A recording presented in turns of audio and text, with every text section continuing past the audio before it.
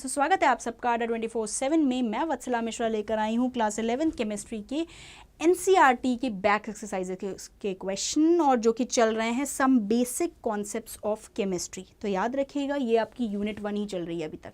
So question please.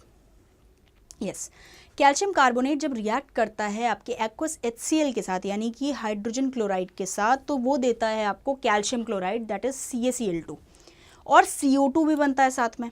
अगर आप देखो तो वाटर भी बन रहा है।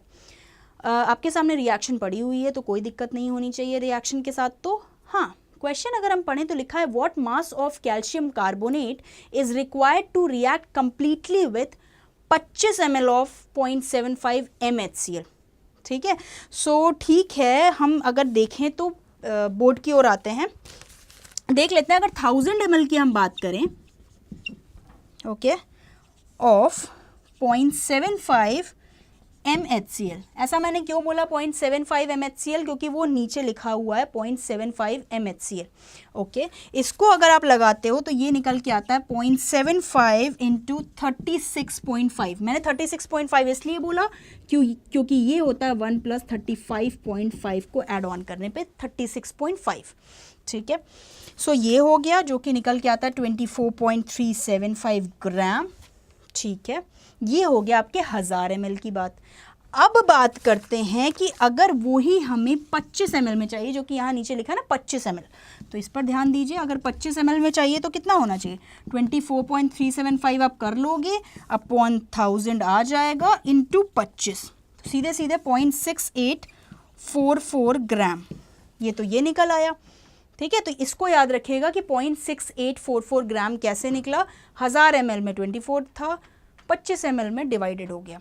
भाई 25 से इसको डिवाइड करोगे 4 आ जाएगा, 4 से उसको डिवाइड कर दो 0.6 आ जाएगा। ठीक है, बोर्ड की ओर आते हैं। Board please. ओके, सो यहाँ पे अपना दूसरा पार्ट सॉल्व करते हैं जो कि था CaCO3 + 2HCl। 2 मोल में थे हमारे पास HCl। ठीक है, और निकल के आया था इससे CaCl2। कैसे? एक calcium, 2 chloride, calcium chloride plus CO2 plus H2O। Okay, so यहाँ से आया आपका 2 मोल। अगर आप देखिए तो 71 हो जाएगा आई थिंक, नहीं 73 हो जाएगा।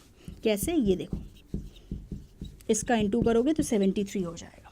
ठीक है, सो 2 मोल के निकल के आते हैं आपके 73। बेसिकली अगर आपको 0.6844 ग्राम का निकालना हो तो वो होगा 100 ग्राम, क्योंकि बताती हूँ कैसे। ऐसे कि 2 मोल मतलब 100 ग्राम, 100 ग्राम में था 73, तो इतने ग्राम में कितना निकला? इतने ग्राम में निकला इतना। ठीक, सो आंसर आपका आ जाएगा इतने से, और आंसर रहेगा आपका 0.938 ग्राम। इस आंसर को ऐसे ही रखिएगा। आई थिंक क्वेश्चन आपके दिमाग में होगा ही। ये है आंसर निकालने का तरीका कि सबसे पहले आप वहाँ से मोल देख लोगे और देख लोगे कि ये 100 ग्राम आ रहा है। तो अगर 100 ग्राम ले रहा है 73 ग्राम, तो बाकी का 0.6844 ग्राम कितना लेता है। ठीक है, सो अभी के लिए इतना ही। Adda247 के साथ बने रहने के लिए थैंक यू सो मच।